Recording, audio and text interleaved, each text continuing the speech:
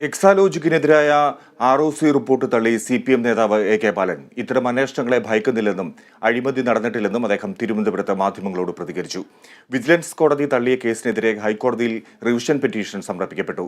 എന്നാൽ proxy പെറ്റീഷന്റെ revision പെറ്റീഷന്റെ അടിസ്ഥാനത്തിൽ notice പോലും പിണറായി വിജയനെതിരെയോ വീണയ്ക്കോ എതിരെയോ ഹൈക്കോടതി അയച്ചിട്ടില്ലെന്നും AK ബാലൻ തിരുവനന്തപുരത്ത് പറഞ്ഞു. ഇതുമായി ബന്ധപ്പെട്ടുകൊണ്ട് ഒരു കേസ് വിജിലൻസ് കോടതിയിലുണ്ടായിരുന്നു. CMB 1546/2023 order 26/8/2023 Muvattupuzha vigilance special ജഡ്ജിയാണ്. ഇതിൽ ഒരഴിമതിയും ഇല്ല എന്ന് കാറ്റഗറിക്കലായി പറഞ്ഞ വിധിയാണ്. ഇതിനെതിരായി ഹൈക്കോടതിയിൽ റിവിഷൻ അപ്പീൽ കൊടുത്തു.